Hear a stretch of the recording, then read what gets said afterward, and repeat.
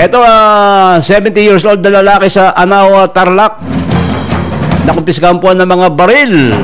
Narito ang balita ni Jude Briones.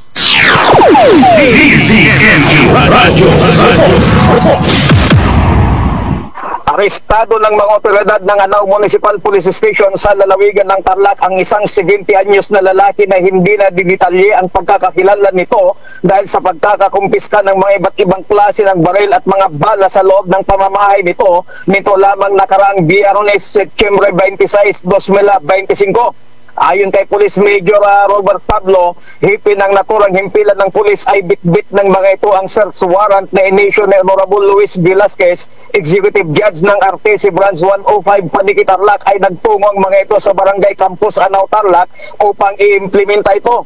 Sa paghalughog ng mga otoridad sa loob ng pamamahay ng naturang 70 anyos na lalaki na sinaksihan mismo ng misis nito, Barangay Kapitan, Barangay Kagawad, media mula sa Matang Agila Publication at Target on Air ay nakuha ang mga iba't ibang klase ng baril at mga bala. Nakuha ang isang kalibre 22 na pistola na may lamang 5 bala ng naturang baril, isang magazine ng kalibre 22, 6 na bala ng kalibre 22 Magnum, 5 bala ng kalibre 22 na long rifle, 2 bala ng kalibre 38 at isang lagayan ng baril, isang Uzi style na baril at isang mahabang baril. Matapos makumpiska ang mga naturang baril sa loob ng pamamahay ng 70 anyos na lalaki, ay binasahan ito ng kanyang mga karapatan at inaresto. Naharap ngayon sa kasong paglabag sa Republic Act 10591 o mas kilala sa tawag na Comprehensive Firearms and Ammunition Regulations Act ang naturang suspect na kasalukuyang nasa pangangalaga ng Anao Municipal Police Station. Naging maayos at mapayapa ang isinagawang paghalubog ng otoridad ng Anao Municipal Police Station sa loob ng pamamahay ng naturang suspect.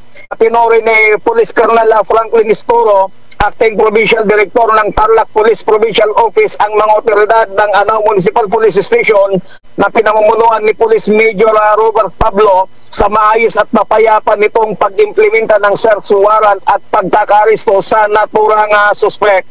Mula dito sa bayan ng Anao, Tarlac, Jude Briones nagulat para sa Target on Air sa DZB 1530 ang Radyo TV.